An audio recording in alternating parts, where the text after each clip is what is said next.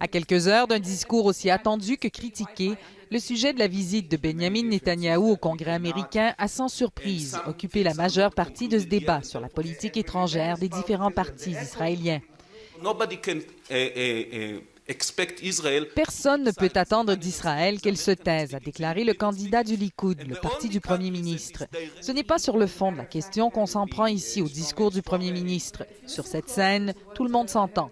L'Iran est une menace à la survie même de l'État hébreu. Mais à seulement 2 semaines des élections, certains y voient un calcul électoraliste, voire opportuniste, qui a fait par moments monter le ton.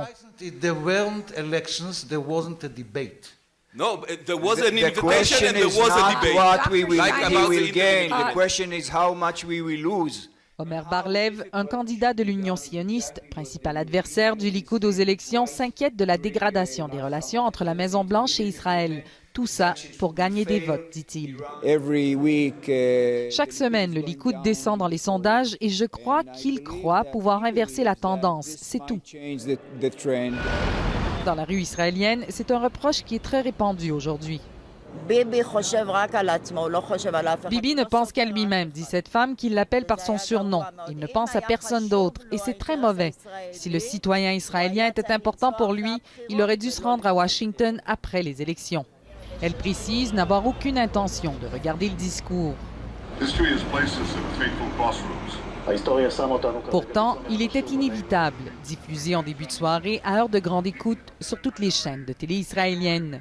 Il a été retransmis avec un délai de 5 minutes pour permettre de couper le signal au cas où le premier ministre fasse référence directement à l'élection israélienne, ce qui aurait été contraire aux règles électorales. Dans ce commerce, ceux qui se sont arrêtés pour entendre Benjamin Netanyahou croient qu'il a rempli son devoir de chef d'État. On n'a pas le choix. Il faut qu'on s'exprime, il faut que le Congrès sache ce qui se passe exactement, afin qu'il puisse annuler ces accords qui sont en train de se passer. Pour nous, c'est quelque chose de très très grave. S'il signe ces accords-là, c'est un grand danger pour nous. Malgré son appui, lui ne votera pas pour Benjamin Netanyahou. Il lui préfère un candidat religieux. Mais l'image du premier ministre ovationnée à des dizaines de reprises par le Congrès américain pourrait convaincre certains électeurs qui hésitent entre un désir de changement et un besoin de sécurité. L'enjeu n'est pas prioritaire pour les Israéliens selon les sondages, mais Benjamin Netanyahou espère ramener cette question qui lui est favorable en tête de liste. Pour aujourd'hui, en tout cas, c'est un pari qui est gagné. Ici Marie-Ève Bédard, Radio-Canada, Jérusalem.